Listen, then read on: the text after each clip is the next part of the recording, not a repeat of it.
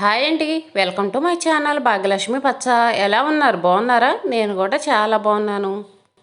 ఏంటి వీడియో అంతా చీకటిగా ఉంది అనుకుంటున్నారా? పెళ్ళికి వెళ్ళాలని చెప్పాను కదండి. అందుకని త్వరగా నిద్రలేసి ఇంక ఇదిగోండి పనులు మొదలుపెట్టాను.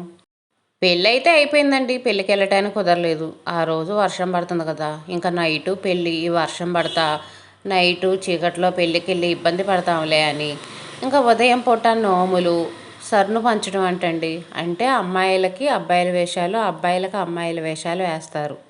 ఉదయం పూట అయితే ఆ కార్యక్రమం ఉంది. ఇంకా అందుకని త్వరగా నిద్రలేచి 4:30 అయిందండి. 4:30కి నిద్రలేచి ఇంకా పనులు మొదలుపెట్టానండి.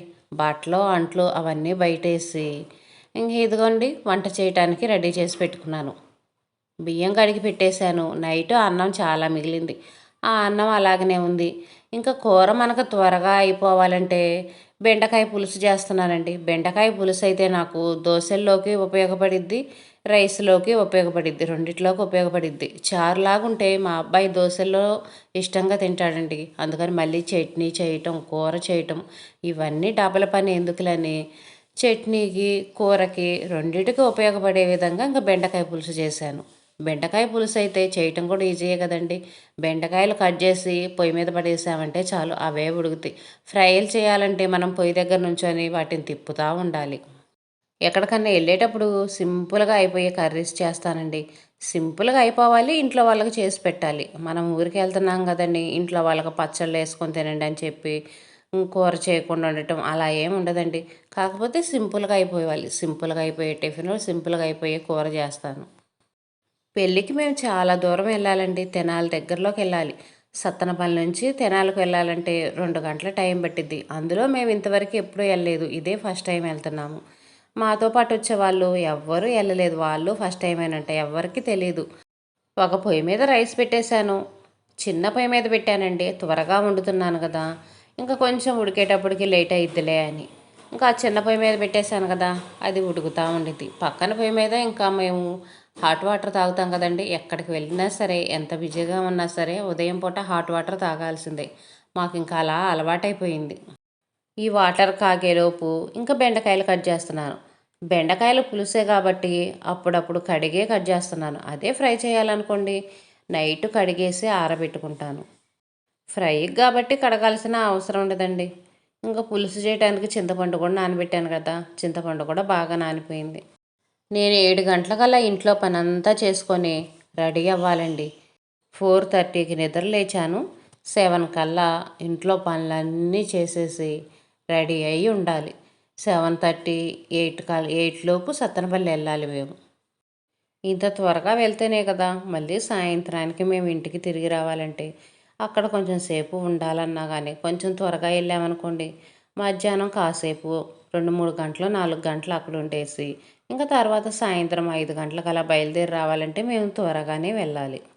అందులో ముగ్గురు 3 ఊర్ల నుంచి వచ్చి అందరూ ఒకసాట కలుసుకొని మనకు టయానికి బస్సులు వచ్చి బస్సులు అంది వెళ్ళాలంటే మాత్రం మనం ఇంటి దగ్గర నుంచి కొంచెం త్వరగానే పనులన్నీ ముగించుకొని వెళ్ళాలి. నైటు బాగా వర్షం పడ్డదండి. 4కో ఏమో బాగా వర్షం పడింది. మేము నిద్ర లేచేటప్పటికి వర్షం పడింది. ఇంకా అందుకని అప్పుడు ముగ్గేయలేదు. మళ్ళీ వర్షం వచ్చిద్దేమో, ముగ్గేసిన వర్షానికి మళ్ళీ కొట్టుకుపోయిద్దిలని తెల్లంగా తెల్లారిన తర్వాత ఏదో చిన్న ముగ్గు సింపుల్గా వేసేసాను. ఇంకా వంట పని అంతా అయిపోయిన తర్వాత ఇల్లు ఊడుస్తున్నానండి. ఇంక ఈరోజు తొడవటాలు ఆ కార్యక్రమాలు ఏం పెట్టుకోలేదు. ఓన్లీ కింద బండ్ల వడికే ఊడ్చేస్తాను. ఇంక ఏ దులపటాలు, బెడ్షీట్లు దులపటాలు, బెడ్షీట్లు మార్చటాలు ఇంక ఈ పనులన్నీ ఏం ఉండవు. ఓన్లీ ఇల్లు వడికే ఊడుస్తాను. ఎక్కడికన్నా వెళ్ళేటప్పుడు ఇంట్లో పనులన్నీ పర్ఫెక్ట్గా చేయాలంటే కుదరదు కదండి. అందుకని ఇంకా మనకు అవసరమైన రోజువారి పనుల వడికే చేస్తాను. ఉదయమే నిద్రలేచి అంట్లు కడిగేసి బట్టలు ఉతికేసి వంట పని టిఫిన్ పని చేసి ఇల్లు ఊడుస్తున్నాను. ఇంక ఈ పనులు బడికి చేస్తానండి. అంట్లు కడగకుండా బట్టలు ఉతకకుండా మాత్రం ఉంచను.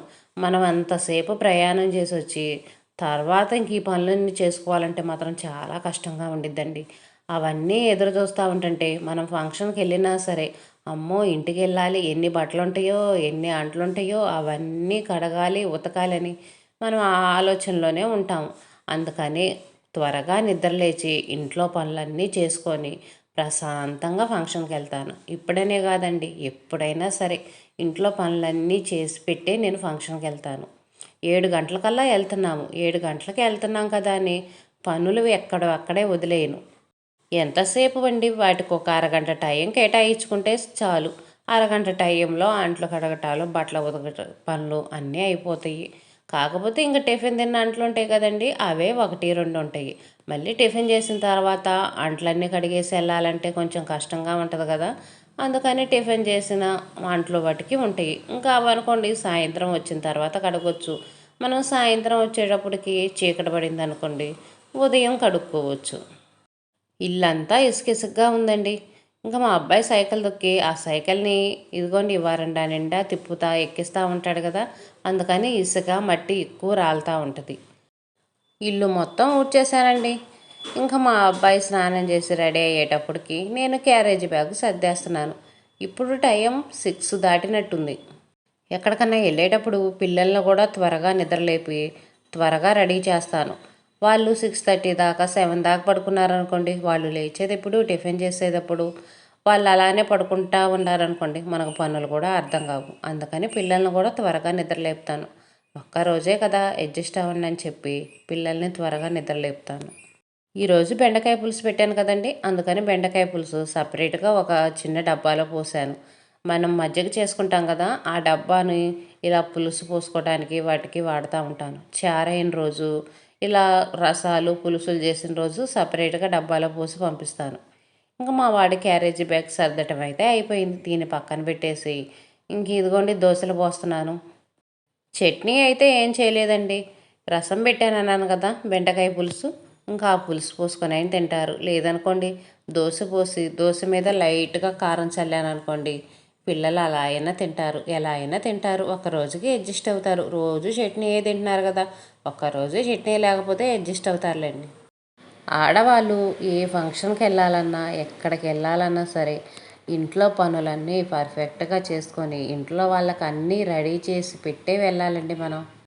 దోశలు ఇంట్లో వాళ్ళందరికీ ఒకేసారి పోసేస్తారండి. ఇంకా పిల్లలంటే స్కూల్కి వెళ్తారు కాబట్టి ఇప్పుడే తినేస్తారు. ఇంట్లో వాళ్ళు కొంచెం లేటుగా తింటారు కదా, వాళ్ళకు కూడా దోశలు పోసేసి హాట్ బాక్స్లో పెడతాను.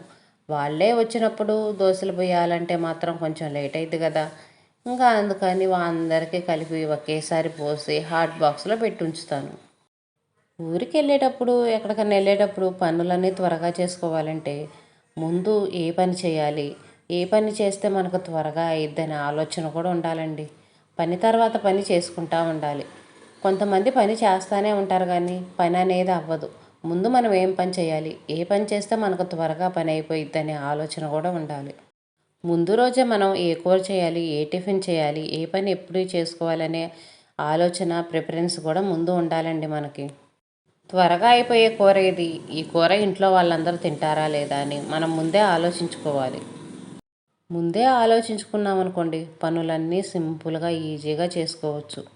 ఎంత త్వరగా ఫంక్షన్కి వెళ్ళినా సరే ఇంట్లో పనులన్నీ చక్కదిద్దుకొని చక్కగా ప్రశాంతంగా హాయిగా రెడీ అయ్యి వెళ్ళొచ్చు. నేనైతే ఇంట్లో వాళ్ళకి అన్నీ రెడీ చేసి పెట్టేసి నేను కూడా రెడీ అయ్యి ఇంక ఇదిగోండి ఇప్పుడు ప్రశాంతంగా కాఫీ తాగుతున్నాను. కాఫీ కాదండి, టీ. నాకు కాఫీ తాగే అలవాట్లేదు, టీ తాగుతున్నాను. టిఫిన్ అయితే తినరండి, నాకు బస్కి ఇట్టదు. ఇంకా టిఫిన్ తినేసి ఆ బస్సులో వెళ్ళాలంటే వాంతులు అవుతులే అని టీ మాత్రం తాగుతున్నాను. ఇంకా మనకు టీ తాగే అలవాటు ఉంది కదా, టీ తాగకపోతే తలనొప్పి వచ్చేసిద్ది. అందుకని టీ మాత్రం తప్పనిసరిగా తాగుతాను. ఇదిగోండి నేను ఈ విధంగా సింపుల్గా రెడీ అయ్యాను. పెళ్ళికి వెళ్ళేటప్పుడు కట్టుకోవడానికి ఒక చీర చూసుకున్నాను కదండి, అది గంజి పెట్టాను కానీ ఇస్త్రీ చేయించుకోలేదని చెప్పాను కదా, అందుకని ఈ చీర సెలెక్షన్ చేసుకున్నాను. నిన్నే చీర చూసుకున్నానండి, జాకెట్ అదంతా నాకు సెట్ అయిద్దా లేదా అని చూసుకొని నైటే అన్నీ రెడీ చేసుకొని పర్ఫెక్ట్గా ఓ పక్కన పెట్టేసుకున్నాను. నేనైతే ఇంకా సింపుల్గా రెడీ అయ్యి సత్తెనపల్లి వచ్చేసానండి. ఇంకా సత్తెనపల్లి బస్ స్టాండ్కి వచ్చేసాను. ఇంకా మా వాళ్ళ కోసం ఎదురు చూస్తున్నాను. ఫస్ట్ అయితే నేనే వచ్చానండి, నేనే వచ్చి కూర్చున్నాను. తర్వాత మా అక్కను మా మామయ్య వాళ్ళ అమ్మాయి వాళ్ళు తర్వాత వచ్చారు. ఫంక్షన్కి వెళ్ళే హడావుడిలో వీడియో ఏదో చిన్న చిన్న క్లిప్పులు తీశానండి. వీడియో నచ్చితే లైక్ చేయండి, షేర్ చేయండి, సబ్స్క్రైబ్ చేసుకోండి. బాయ్.